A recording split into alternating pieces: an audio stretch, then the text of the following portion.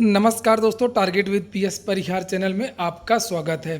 आज के इस वीडियो में बात करेंगे 69,000 शिक्षक भर्ती की। 69,000 शिक्षक भर्ती की आवेदन की आज लास्ट डेट है और बताया जा रहा है कि लगभग 1,38,000 आवेदन इस भर्ती के लिए अब तक आ चुके हैं, जो कि शिक्षक भर्ती में पास हुए अभ्यर्थियों से केवल 8,000 ही कम है। आजकल सबसे ज़्यादा जो चर्चा है वो गुणांक के लिए है। अलग अलग ज़िलों की गुणांक बन रही है, टोटल गुणांक बन रही है।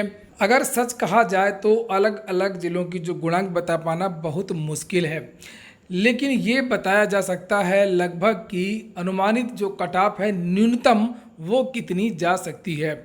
इसके बारे में भी लोगों की अलग अलग राय है। जैसा कि यहाँ पर देख सकते हैं आप लोग, लिखा हुआ है कि 69,000 शिक्षक भर्ती में सब कुछ उम्मीद से ज़्यादा।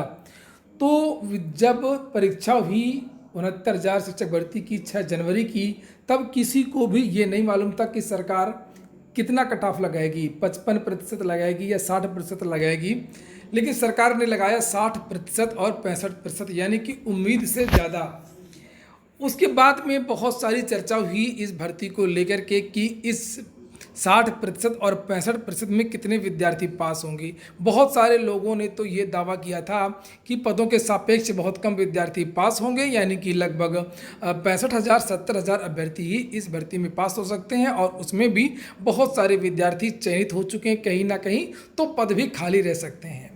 लेकिन जब परिणाम आया तो आश्चर्यचकित करने वाला। फिर बात वही हुई कि सब कुछ उम्मीद से ज़्यादा विद्यार्थी पास हो गए, 1,46,000 और 60 अभ्यर्थी।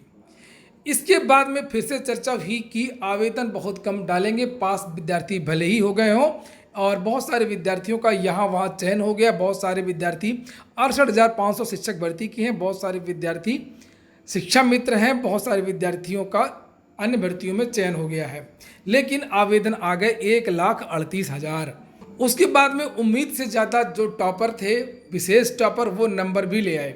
किसी को नहीं मालूम था कि कितना भी बड़ा भ्रष्टाचार हो जाए, कितनी भी बड़ी धांधली हो जाए, कोई भी अभ्यर्थी 143 में 143 नंबर नहीं ला सकता। लेकिन राजू पटेल, धर्मेंद्र पटेल, शालिनी पूनम, बहुत सारे ऐसे नाम हैं, आप लोगों ने देखा होगा, मैंने बताया है आप लोगों को, उनकी मार्कशीटें भी मैंने दिखाई हैं, और वो लगभग पूरे के पूरे नंबर ले आए। और अभी 30 तारीख को इसका एक केस लगा हुआ है, और अगर उसमें कॉमन नंबर मिल जाते हैं, जैसे कि लगभग पूरी की पूरी संभावना है कि कुछ प्रश्नों के कॉमन नंबर देना ही होगा पीएनपी को, और तो इन विद्यार्थियों के नंबर अभी 143 से भी ज़्यादा बढ़ सकते हैं। इसी तरीके से लोगों को अभी अपेक्षा नहीं है, उम्मीद नहीं है कि इसकी जो गुणांक है, वो जो कट ऑफ है न्यूनतम, वो कितना जा सकता है। हालांकि मैंने जो इसकी संभावित कट ऑफ बताई थी, तब विद्यार्थियों ने काफ़ी विरोध किया था। मैंने तो जब बातें बहुत सारी बताई हैं, विद्यार्थियों ने विरोध किया है। मैंने कहा था कि बहुत सारे विद्यार्थी पास होंगे, और उसके कारण भी मैंने बताया था कि इसका पेपर आउट हुआ है। मैं 1.5 साल से आप लोगों को लगातार बताता रहा हूँ कि इस भर्ती में पेपर आउट हुआ, बहुत सारे विद्यार्थी पास होंगे। इसका जो कट ऑफ मैंने बनाया था, उसका एक आधार ये भी था कि बहुत सारे विद्यार्थी नकल से पास हुए हैं। और इसकी जो कट ऑफ है ओबीसी की मैंने बताई थी 69, और जो जनरल की कट ऑफ है वो 71 या 72। तो ऐसी न्यूनतम कट ऑफ होने की संभावना ये मेरे अनुसार है, और अलग अलग लोगों की अलग अलग राय हो सकती है।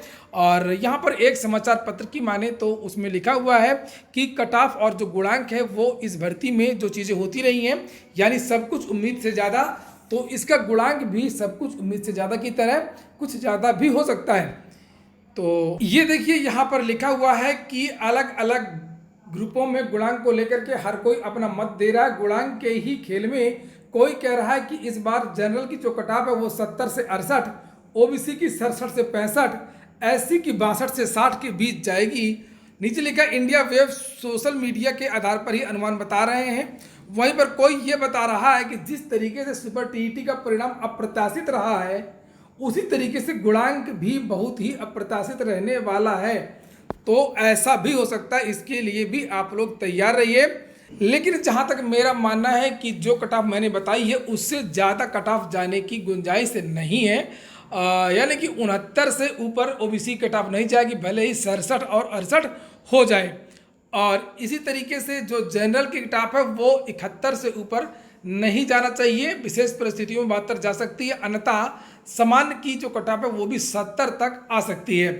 उसका कारण है कि जो धांधली और जो भ्रष्टाचार हुआ है उनकी जो संख्या है, जो मुझे लगता है कि लगभग 15 से 20,000 अभ्यर्थी ऐसे हो सकते हैं और उसके बाद में लगभग 40,000 सीटें फ्रेश हो सकती हैं और उसके बाद में 8,000 जो शिक्षा मित्र हैं उनके लिए अलग से सीटें हैं।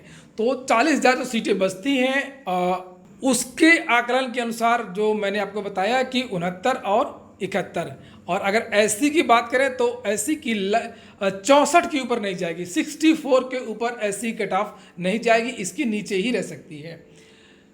तो ठीक है दोस्तों, फिलहाल ये भर्ती विवादों के लिए भी जानी जाएगी, जहां पर भ्रष्टाचार उत्तर कुंजी के जो मामले हैं वो कोर्ट के अधीन है, चल रहे हैं, मामला सुप्रीम कोर्ट में भी है, विद्यार्थी भी खूब आपस में लड़े हैं, शिक्षा मित्र लड़े हैं 90-97 वालों से, बीटीसी और बीएड वालों से। बीटीसी वाले बीएड वालों को बाहर करना चाहते हैं और प्रथम वरीयता की मांग कर रहे हैं। बीटीसी वाले 2015 बीटीसी वालों को बाहर करना चाहते हैं और ओवरलैपिंग वाले जो विद्यार्थी है जनरल, वो अपने लिए अलग सुरक्षित होना चाहते हैं, वो ओबीसी को बाहर करना चाहते हैं। 68,500 शिक्षक वाले जो अभ्यर्थी हैं उनको भी बाहर करना चाहते हैं कि सेम ग्रेड पे की है। तो इस समय ऐसी उम्मीद है कि बहुत जल्दी इन विद्यार्थियों की नियुक्ति हो जाएगी और ये जो अंतर्कलह है वो समाप्त हो जाएगा। पूरा वीडियो सुनने के लिए बहुत बहुत धन्यवाद। शुभ रात्रि।